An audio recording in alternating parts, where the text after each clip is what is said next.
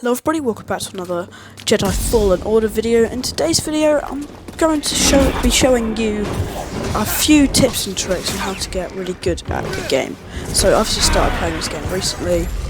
I got it on Friday, got all the new stuff with it. It's a really fun game. It's a Metroidvania style game, well on the lines of it.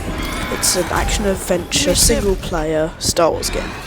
And it's quite difficult at first, especially if you have it on the higher settings. Like I have it on Jedi Master, I think, because I've played a few games I think it's a few melee games before, so I kind of know what I'm doing a bit.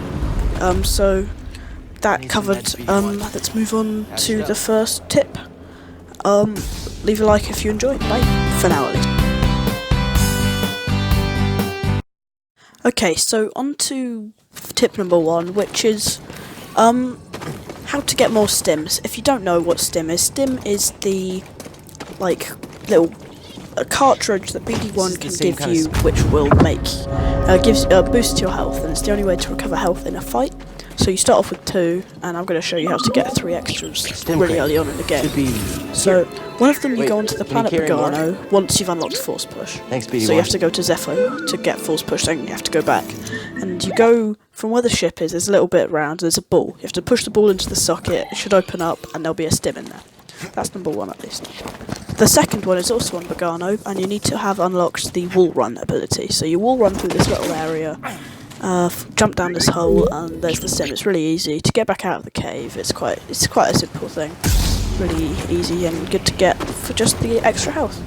So you can get that once you're on the planet Pagano, because that's where you unlock the stim anyway. So yeah, but the third stim is on the planet Zepho. So on the way, so you go on this little mountain path, and there's a little bit where 3 rats will jump out of you. Instead of going on a normal path, you go off to the right, go through this cave, go round the cave, climb up, and you should find yourself another stim. So that's how to get 3 more stims, which will really help you out in fights against big bosses and just generally everything. That's tip number 1. Moving on. So if you watched my video on how to get the double-bladed lightsaber, if you haven't, you should go watch that, because that is how it's a really important game. So for the single and the double-bladed lightsaber, you should use them at different situations for different times. You can swap them out within the same battle even. So the double-bladed lightsaber you should use for when there's more than one enemy, so you can hit more people at once, but you're less agile. Even Darth Maul would be more agile with one lightsaber. So with a single lightsaber you can deal more damage, I think, and you're more agile. So if you're one-on-one, it might look really cool to use a double, but you should use a single. Trust me. I think I'll show a boss fight of that big ice monster. It's a different one from the start. It's like a boss version of it. Double I use against some space rats. I nearly died. Embarrassing. With the double-bladed lightsaber, you can get that on the planet Dappy, in that video. The single-bladed lightsaber is kind of less clunky, and it's more efficient, and you can do better kind of force-specific moves that are designed for the single-bladed.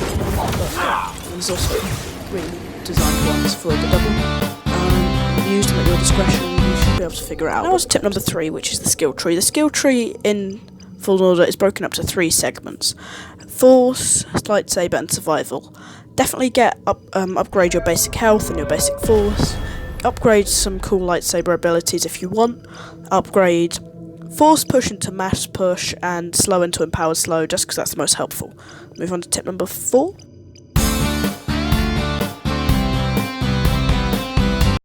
So now on to the next tip. This is blocking / timing. So in this game you've got to be very careful with when you time your attacks. So opponent might attack and then they'll be left in an open position and you swipe from behind, or you force freeze them and do a slash or something. But it has an interesting mechanic called parrying. This is where if an opponent's about to attack, if you block just before it, if it's a gun bolt, it will shoot the gun bolt back and it will hit the stormtrooper that fired it. Or if you block a electro staff or something, they'll be dazed. And if you parry them, it stops them from attacking, so then they're left open and you can slash, which makes your attacking life a lot easier. I just thought it would be a good time to show off that mechanic. Use it against the purge from it. Let's move on to the next tip.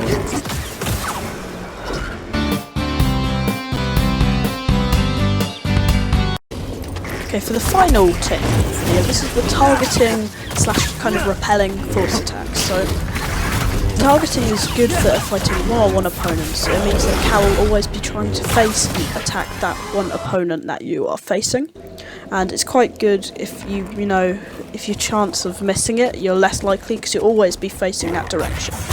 So it's kind of just helpful in lots of fights. Even like before I started doing it, I kind of forgot it was a thing. So you press down on the right stick and it'll stay. But if you're on it, don't forget to come off it if another opponent appears, otherwise you'll be a bit in trouble.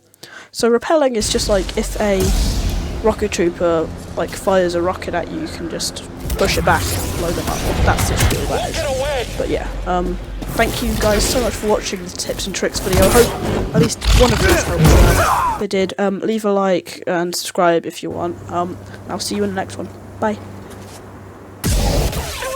What you're given, that's how we live it. Don't be mad at the system, it's simply how we've existed. I hear a lot of people talk